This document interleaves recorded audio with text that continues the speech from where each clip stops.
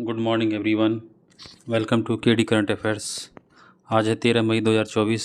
13 मई 2024 के जितने most important प्रश्न बन सकते हैं आज हम उन्हें डिस्कस करेंगे। यदि आप हमारे इस चैनल पर पहली बार आ रहे हैं तो इस चैनल को लाइक एंड सब्सक्राइब ज़रूर करें।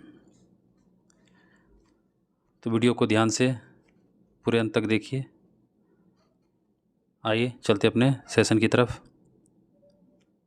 पहला प्रश्न है, हाल ही में भारतीय सेना की खड़गा कोर और भारतीय वायुसेना ने किस राज्य में संयुक्त अभ्यास गगन शक्ति 2 आयोजित किया है? सो आपका आंसर हो जाएगा पंजाब।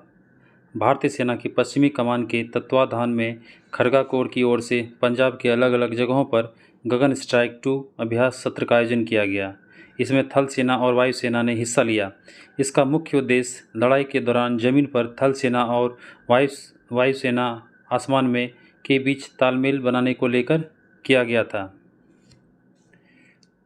राजस्थान की बात करें तो राजस्थान में हाल ही में ज्वाइंट सैन्य अभ्यास इंडिया और सऊदी अरब सदाए तनसीक का आयोजन किया गया था। सदाए तनसीक। इसके अलावा राजस्थान में ही हाल ही में भारत शक्ति संयुक्त युद्धाभ्यास किया गया जिसमें तीनों सेनाओं ने हिस्सा लिया। उत्तराखंड हाल ही में भी चर्चा में रहा। क्योंकि वहाँ के जंगलों में काफ़ी आग लग गई है, जिसके कारण भारतीय वायुसेना द्वारा एक ऑपरेशन चलाया गया जिसका नाम था बॉम्बी बकेट। और वहाँ के उत्तराखंड सरकार के द्वारा एक योजना चलाया जा रहा है, अभी पीरुल लाओ पैसा पाओ अभियान चलाया जा रहा है। गुजरात चर्चा में रहा क्योंकि हाल ही में वहाँ पे 4.7 करोड़ वर्ष पुराने एक वासुकी के प्रजाति के जीवाश्म पाए गए हैं। आइए देखते हैं अपना अगला प्रश्न। अगला प्रश्न है, हाल ही में उत्तर प्रदेश का पहला ट्रैफिक पार्क कहाँ खोला गया? सो आपका आंसर हो जाएगा वाराणसी। उत्तर प्रदेश में पहले ट्रैफिक पार्क का उद्घाटन प्रयागराज विकास प्राधिकरण द्वारा प्रयागराज जिले में किया गया था।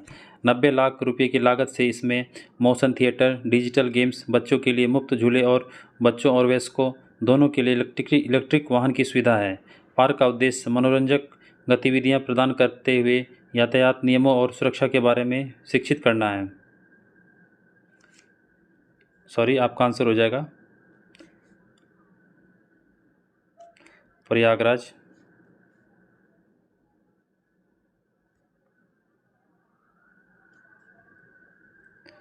मूव करते हैं अगले प्रश्न की ओर।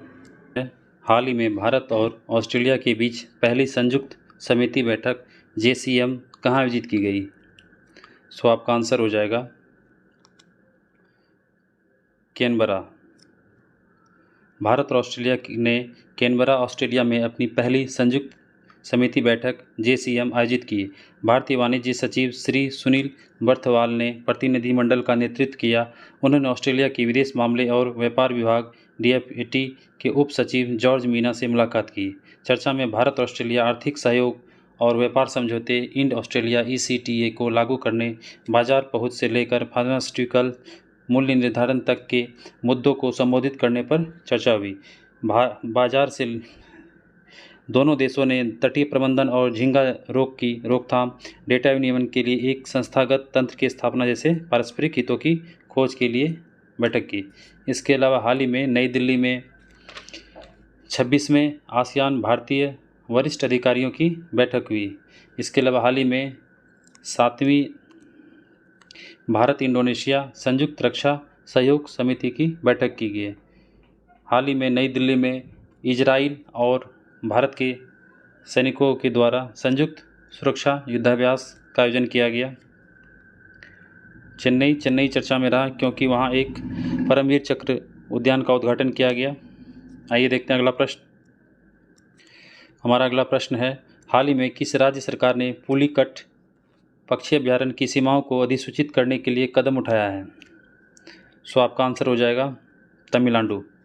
तमिलनाडु सरकार पुलिकट वन पक्षी अभ्यारण्य की सीमाओं को अधिसूचित करने की योजना बना रही है, जिससे इसके पर्यावरण संवेदनशील क्षेत्र को कम किया जा सके। 720 वर्ग मीटर में फैला यह आंध्र प्रदेश और तमिलनाडु, मुख्य रूप से तिरुवल्लुवर जिले में फैला हुआ है। तमिलनाडु में हाल ही में एक वन्यजीव अभ्यारण्य चर्चा में रहा, पॉइंट कैलीमेरे वन्यजीव अभ्यारण्य। कर्नाटक में सन्निधि बौद्ध स्थल अभी पाया गया। इसके अलावा कर्नाटक के बेंगलुरु में अभी दिगंतारा मुख्यालय का उद्घाटन किया गया इसरो चीफ सोमनाथ द्वारा। तेलंगाना में हाल ही में वन्यजीव अभ्यारण्य, येतुनगरम जीव अभ्यारण्य खबरों में रहा। केरल में वायनाड वन्यजीव अभ्यारण्य खबरों में रहा। आइए देखते हैं अगला प्रश्न। पोलावरम जल परियोजना जो हाल ही में खबरों में रही, किस राज्य से संबंधित है? सो आपका आंसर हो जाएगा आंध्र प्रदेश। पोलावरम जल परियोजना, जिसे इंदिरा सागर परियोजना के नाम से भी जाना जाता है, भारत के आंध्र प्रदेश के पूर्वी गोदावरी और पश्चिमी गोदावरी जिले में स्थित है। यह परियोजना गोदावरी नदी पर एक बहुउद्देशीय बांध है जो पूर्वी गोदावरी, विशाखापट्टनम, पश्चिमी गोदावरी और कृष्णा जिले को सिंचाई, पीने का पानी और जल विद्युत प्रदान करता है। आइए देखते हैं ये चर्चा में क्यों रहा, क्योंकि हाल ही में चुनाव के दौरान इस परियोजना को चर्चा में रहा। हमारा अगला प्रश्न है, हाल ही में जम्मू कश्मीर क्षेत्र के लिए भारत की ग्रैपलिंग समिति का अध्यक्ष किसे नियुक्त किया गया है? सो आपका आंसर हो जाएगा सानिया कादरी। सानिया कादरी को हाल ही में जम्मू और कश्मीर के लिए भारत की ग्रैपलिंग कमेटी का अध्यक्ष नियुक्त किया गया है, जिसकी सिफारिश शुभम चौधरी ने की है। जम्मू कश्मीर की बिल्किस मीर की बात करें तो जम्मू कश्मीर की बिल्किस मीर पेरिस, फ्रांस में होने वाले 33वें ग्रीष्मकालीन ओलंपिक में जूरी सदस्य के रूप में नियुक्त होने वाली पहली भारतीय बनी है और जूरी सदस्य बनने वाली भारत की पहली महिला भी है। सलीमा टेटे की बात करें तो सलीमा टेटे को हाल ही में FIH हॉकी प्रो लीग 2023-24 के लिए भारतीय महिला हॉकी टीम का कप्तान बनाया गया है। किसकी जगह बनाया गया है? सविता पुनिया की जगह। और सलीमा टेटे को हाल ही में हॉकी इंडिया अवार्ड्स 2023 के लिए प्लेयर ऑफ द ईयर का खिताब महिला के क्षेत्र में मिला। और पुरुष की बात करें तो पुरुष के में मिला है हार्दिक सिंह को player of the year hockey India awards के। मीराबाई चानू की बात करें तो मीराबाई चानू पेरिस ओलंपिक 2024 के लिए क्वालिफाई करने वाले एकमात्र भारतीय भारोत्तोलक बन गई है। आइए देखते हैं अगला प्रश्न में रहा, पुलित्जर पुरस्कार किस क्षेत्र से संबंधित है? सो आपका आंसर हो जाएगा पत्रकारिता। कोलंबिया विश्वविद्यालय ने 7 मई को 2024 पुलित्जर पुरस्कार विजेताओं की घोषणा की है। 1904 ईस्वी में जोसेफ पुलित्जर द्वारा स्थापित यह प्रतिष्ठित पुरस्कार पत्रकारिता, कला और संस्कृति में उत्कृष्टता को मान्यता देता है। विजेताओं का चयन पुलित्जर पुरस्कार बोर्ड द्वारा किया जाता है, जिसमें पत्रकारिता और कला की श्रेणियां शामिल होती है। बाद में आयोजित होने वाले समारोह में प्राप्तकर्ताओं को विश्वविद्यालय अध्यक्ष द्वारा सम्मानित किया जाता है। इस वर्ष के विजेता 1917 में प्रथम पुरस्कार से चली आ रही विरासत में शामिल हो गए हैं। विज्ञान प्रौद्योगिकी की बात करें तो विज्ञान प्रौद्योगिकी के क्षेत्र में शांति स्वरूप भटनागर पुरस्कार दिया जाता है। वास्तुकला के क्षेत्र में अभी हाल ही में रिकेन यामामोटा को पुलित्जर पुरस्कार 2024 से सम्मानित किया गया वास्तुकला के क्षेत्र में उनके योगदान के लिए। खेल के क्षेत्र में हाल ही में लॉरियस पुरस्कार 2024 दिया गया, जिसमें पुरुष के क्षेत्र में स्पोर्ट्स ऑफ द ईयर का खिताब नोवाक जोकोविच को दिया गया। इसके अलावा महिला sports women of the year महिला के क्षेत्र में दिया गया एटाना बोनबती को दिया गया लॉरियस पुरस्कार। आइए देखते हैं अगला प्रश्न। ने सामरिक परमाणु हथियारों से जुड़े अभ्यास की घोषणा की है? सो आपका आंसर हो जाएगा रूस। रूस के रक्षा मंत्रालय ने सामरिक परमाणु हथियारों से जुड़े अभ्यासों की घोषणा की, जो युद्ध क्षेत्र में उपयोग के लिए डिजाइन किए गए हैं, जिनकी पैदावार कम से कम 1 किलो टन है। रणनीतिक हथियारों के विपरीत उनकी मात्रा का खुलासा नहीं किया जाता। यह हथियार जैसे तोपखाना, बारूद या कम दूरी की मिसाइल वारहेड विभिन्न तरीके से विवेकपूर्ण तरीके से परिवहन और वितरित किए जा सकते हैं। उन पर हथियार नियंत्रण समझौतों द्वारा कभी भी प्रतिबंध नहीं लगाया गया है। यह अभ्यास युद्ध परिदृश्यों में सामरिक परमाणु विकल्पों को नियोजित करने के लिए रूस की तत्परता का संकेत देते हैं। रूस की बात करें तो रूस ने हाल ही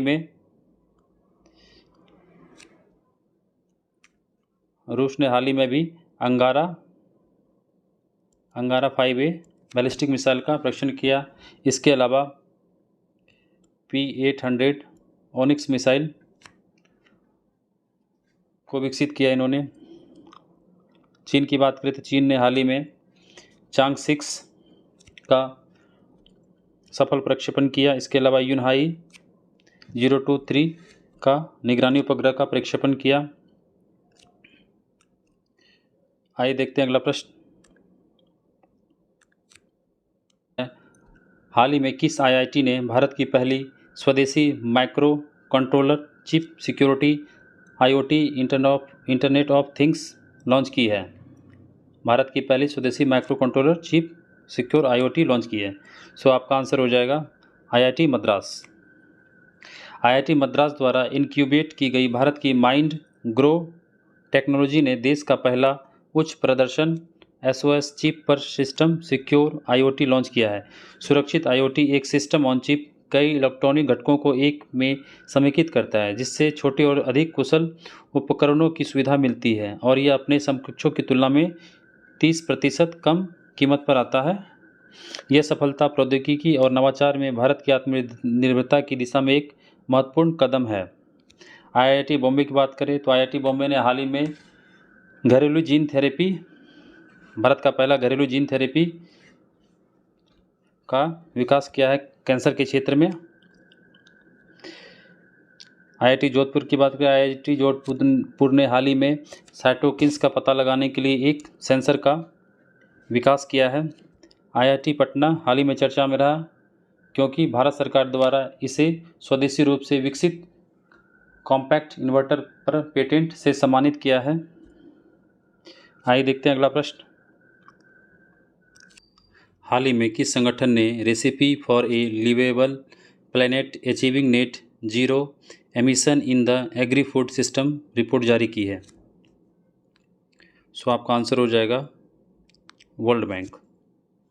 विश्व बैंक की recipe for a liveable planet report कृषि खाद्य प्रणाली में शुद्ध शून्य उत्सर्जन प्राप्त करने के लिए रणनीतियों की रूपरेखा तैयार करती है। यह कृषि खाद्य प्रणाली के दायरे को खेत से टेबल तक परिभाषित करता है, जिसमें विकासशील देशों और चीन, ब्राज़ील और भारत के प्रमुख उत्सर्जक होने के साथ वैश्विक ग्रीन हाउस गैस उत्सर्जन में इसके महत्वपूर्ण योगदान पर प्रकाश डालता है। भारत का उत्सर्जन मुख्यतः पशुधन से होता है। जलवायु उत्पोषण में वृद्धि के बावजूद कृषि खाद्य परियोजनाओं को केवल 4.3% प्राप्त होता है। रिपोर्ट में उत्सर्जन में कमी के लिए 2030 तक निवेश को दोगुना कर $260 बिलियन सालाना करने का प्रस्ताव दिया गया है। वर्ल्ड बैंक की बात करें तो वर्ल्ड बैंक का अध्यक्ष कौन है? मिस्टर अजय बंगा। वर्ल्ड बैंक ने 2024 में भारत का विकास दर कितना बताया है? 7.5% रहने का अनुमान बताया है। इसके अलावा आईएमएफ का हाल ही में प्रबंध निदेशक बननी है दोबारा क्रिस्टलिना जॉर्जीवा। आईएमएफ के हिसाब से 2024 में भारत का विकास दर 6.8% रहने का अनुमान है और अगले वर्ष 2025 में 6.5% रहने का अनुमान बताया गया है। आईएलओ अंतर्राष्ट्रीय श्रम संगठन और मानव विकास संगठन ने हाल ही में भारत रोजगार रिपोर्ट 2024 जारी किया है, जिसमें भारत में रोजगार परिदृश्य गंभीर बताया है और भारत में बेरोजगार युवा की संख्या 83% बताया गया है। वर्ल्ड बैंक की मुख्यालय की बात करें तो ये वाशिंगटन डीसी में है। आइए देखते हैं अगला प्रश्न। रसायन और उर्वरक मंत्रालय के फार्मास्यूटिकल्स विभाग ने हाल ही में किस स्थान पर मेडिटेक स्टेकेथॉन 2024 लॉन्च किया है? सो आपका आंसर हो जाएगा नई दिल्ली। रसायन और उर्वरक मंत्रालय के फार्मास्यूटिकल्स विभाग के सचिव डॉक्टर अरुणीश चावला ने आज नई दिल्ली में भारतीय उद्योग परिसंघ CII के सहयोग से मेडिटेक स्टेकेथॉन 2024 का शुभारंभ किया है। मेडिटेक स्टेकेथॉन एक अभूतपूर्व पहल है जिसे कुछ चयनित विशेष चिकित्सा उपकरणों के व्यापक मूल्य श्रृंखला विश्लेषण के माध्यम से भारत के बढ़ते मेडटेक क्षेत्र के भीतर परिवर्तनकारी परिवर्तन पहल को आगे बढ़ाने के लिए डिजाइन किया गया है। स्टेकेथॉन का उद्देश्य शीर्ष उद्योगपतियों, नीति निर्माताओं और विशेषज्ञों के साथ परामर्श के माध्यम से महत्वपूर्ण चुनौतियों का समाधान करना, घरेलू विनिर्माण को बढ़ावा देना और आयात निर्भरता को कम करना है, जिससे भारत को चिकित्सा प्रौद्योगिकी में वैश्विक अग्रज के रूप में स्थापित करना है। रसायन और उर्वरक मंत्री कौन है भी? मनसुख मांडविया। हैदराबाद में हाल ही में वैश्विक आध्यात्मिक सम्मेलन का आयोजन किया गया शांतिवनम में। आइए देखते हैं अगला प्रश्न। हाल ही में चाड के राष्ट्रपति के रूप में किसे चुना गया है? सो आपका आंसर हो जाएगा इदरिस डेबी एटनो। सैन्य तानाशाह और मध्य अफ्रीकी देश चाड के अंतरिम राष्ट्रपति मोहम्मद इदरिस डेबी एटनो ने 6 मई 2024 को राष्ट्रपति चुनाव में जीत हासिल की है। अनंतिम टाइम्स देश की राष्ट्रीय चुनाव प्रबंधन एजेंसी को 10 मई 2024 को घोषित किया गया था। राजधानी क्या है चाड की? राजधानी एंजेमेना। मुद्रा है CFA फ्रैंक। जुडिथ सुमिनवा तुलिका की बात करें तो ये हाल ही में DR कॉन्गो की महिला प्रधानमंत्री बनी है।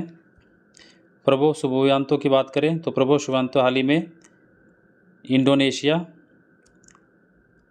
के राष्ट्रपति बने हैं।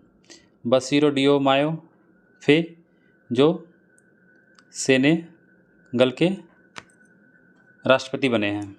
आइए देखते हैं अगला प्रश्न।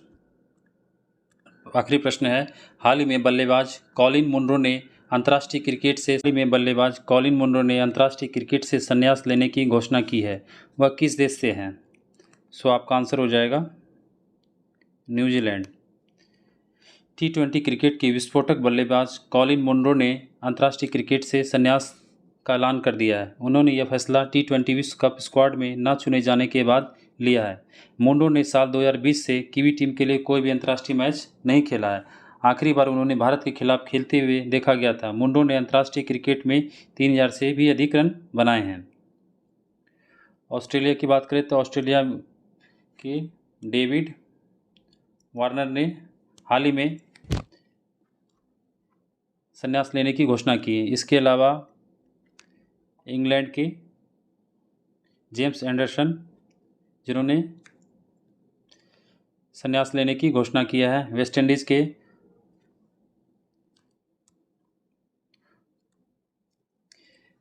के डेवन थॉमस के ऊपर हाल ही में ICC द्वारा प्रतिबंध लगा दिया गया है। सो फ्रेंड्स, आज का सेशन हमारा यहीं तक था। आइए देखते हैं पिछले होमवर्क शीट का प्रश्न।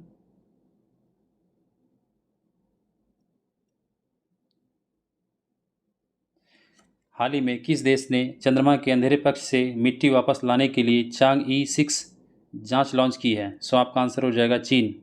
हाल ही में खबरों में रहा भद्रा टाइगर रिजर्व किस राज्य में स्थित है? सो आपका आंसर हो जाएगा कर्नाटक। हाल ही में 7वीं भारत इंडोनेशिया संयुक्त रक्षा सहयोग समिति की बैठक कहाँ आयोजित की गई थी? सो आपका आंसर हो जाएगा नई दिल्ली। विश्व प्रेस स्वतंत्रता सूचकांक 2024 में भारत का स्थान कौन सा रहा? 159वां। हाल ही में ICC द्वारा प्रतिबंधित क्रिकेटर डेवन थॉमस किस देश से संबंधित थे? तो ये वेस्ट इंडीज़ से हैं। सो फ्रेंड्स, आइए देखते हैं आज का होमवर्क सीरीज का प्रश्न। ये 5 प्रश्न आपको दिए जा रहे हैं, आप इनके आंसर कमेंट बॉक्स में ज़रूर करें। आपको आज का सेशन कैसा लगा? आई होप आप एंजॉय किए होंगे। यदि आप हमारे इस चैनल पे पहली बार आ रहे हैं तो इस चैनल को लाइक एंड सब्सक्राइब ज़रूर करें और अपने दोस्तों को शेयर ज़रूर करें। सो फ्रेंड्स, मिलते हैं अपने नेक्स्ट सेशन में। थैंक यू, धन्यवाद।